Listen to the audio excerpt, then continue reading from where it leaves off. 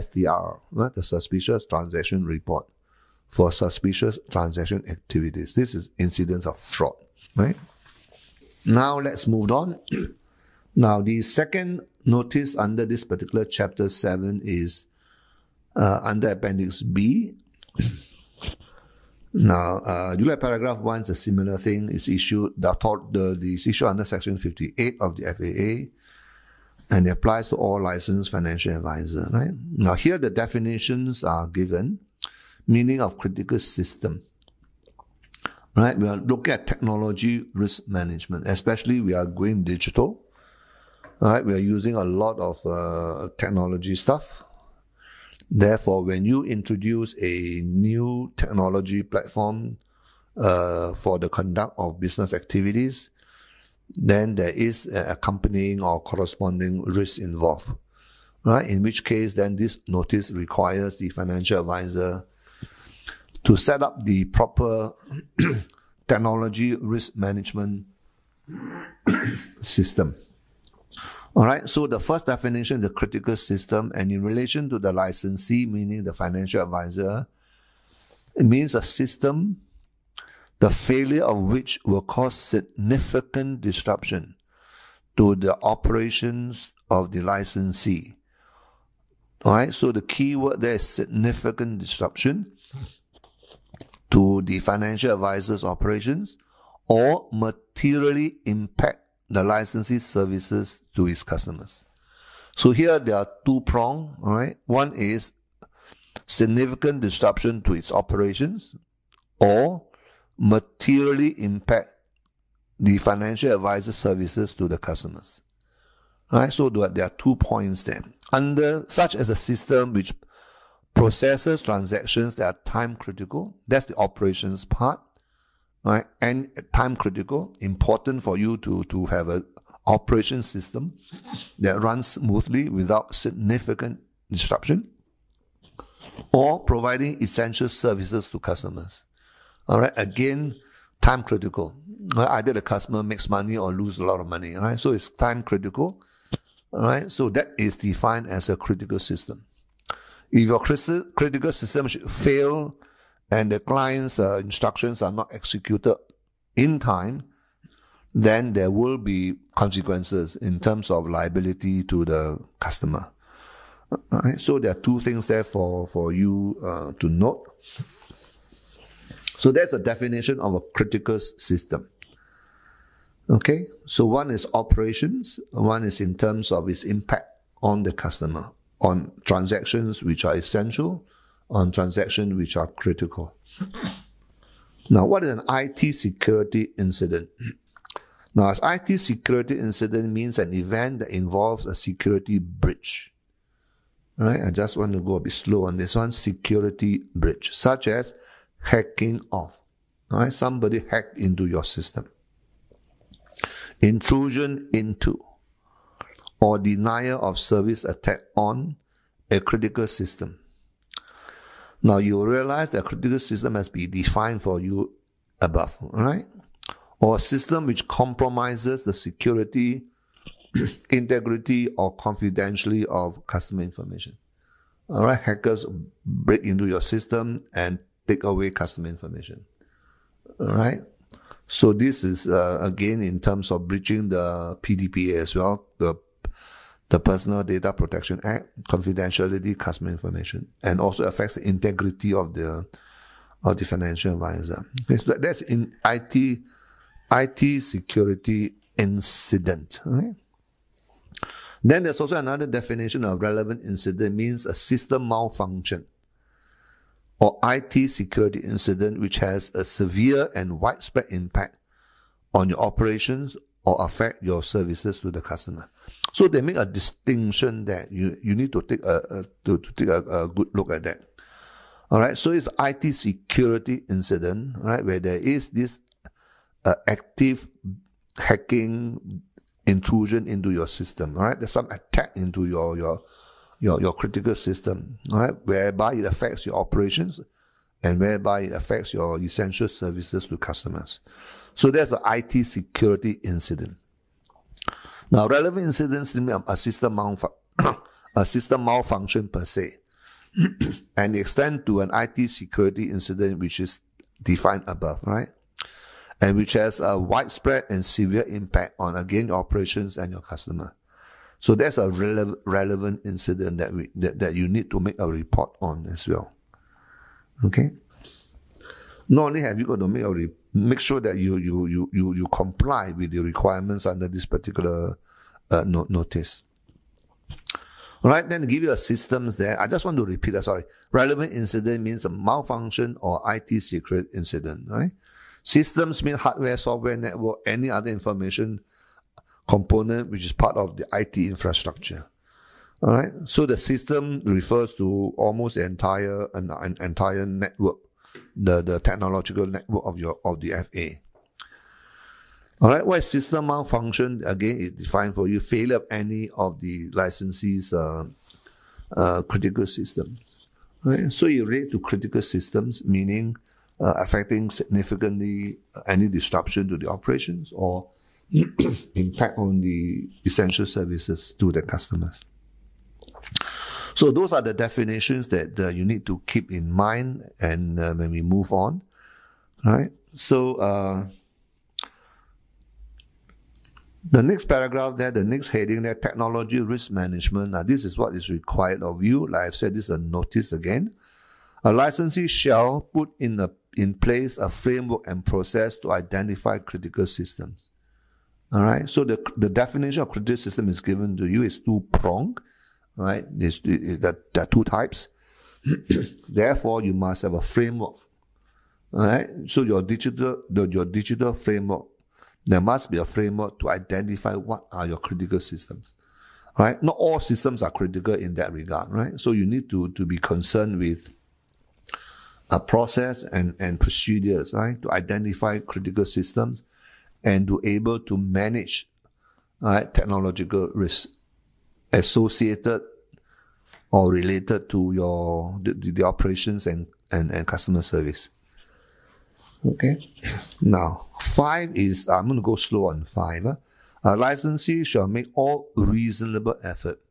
Okay, underline the word reasonable. It's an objective test. So people looking at the facts and circumstances, hey, is it reasonable for you under the circumstances?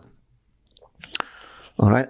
A reasonable effort to maintain high availability for critical systems. High availability for critical systems. Right?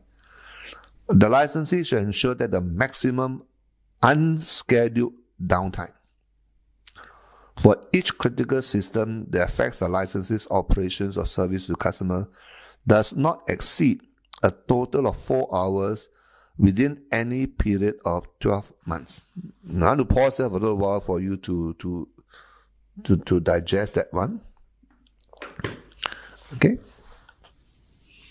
High availability. High availability. That means make sure that that's available to your operations and to your customer service for all the critical system defined above. Okay, and they provide the notice. The notice, please, maximum unscheduled downtime. All right, for each critical system, all right, does not exceed a total of 4 hours within a 12 months period. So over a year, within a period of 12 months, right, there should be no more than 4 hours of downtime. Not exceed a total of 4 hours downtime within a year. 12 months, 4 hours. Okay.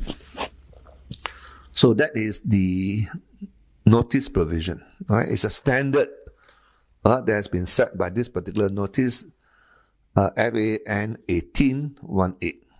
For you to ensure that your critical system, the FA's critical system, is available for its operations and is available to service the customers. Okay, high availability.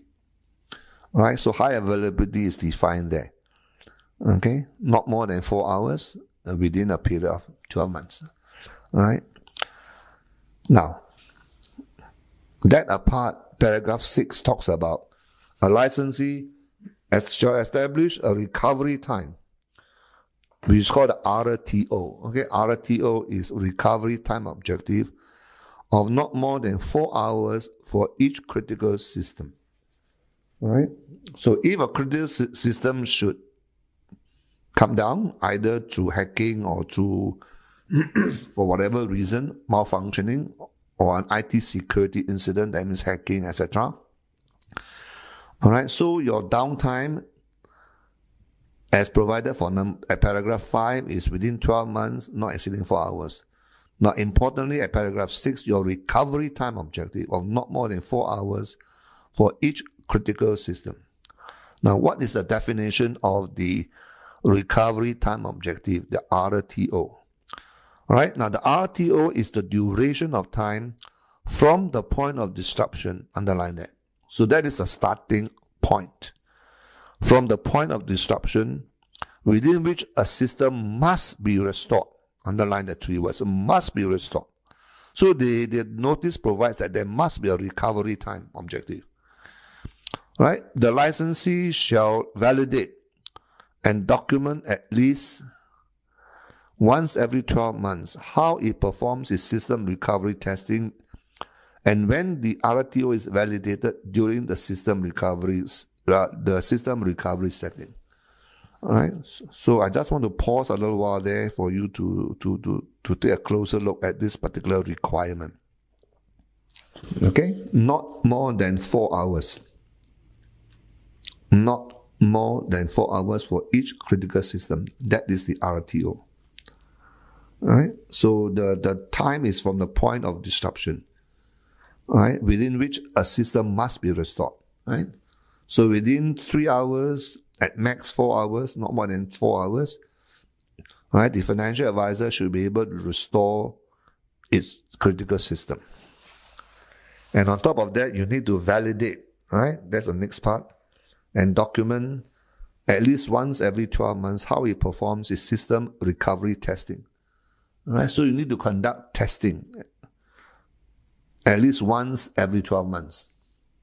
All right? You need to do the systems recovery testing and validate during the system recovery testing, to validate during the system recovery testing that you can meet the RTO, you can meet the recovery time objective. That yes, if the thing breaks down, all right, if the thing collapses due to a malfunctioning of the system or an IT security incident, then yes, right, we can recover the system in not more than 4 hours. All right, and this recovery testing system must be done once every 12 months. All right. So I hope you are clear on that point in terms of 5 and 6. Right? Those two paragraphs are key in complying with this particular notice.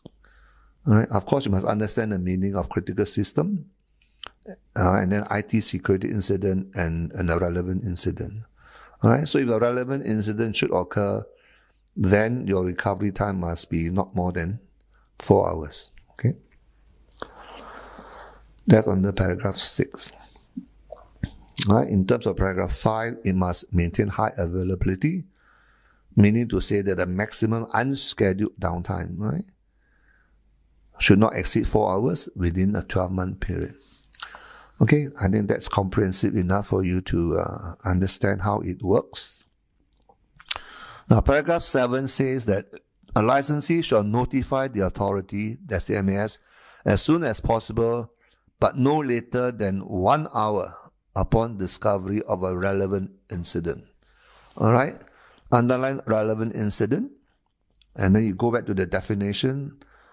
You can see there a relevant incident means a system malfunction or IT security breach, IT security incident. Okay? And the definition is there: affects significantly its operations or materially affects the customer service, which are time critical.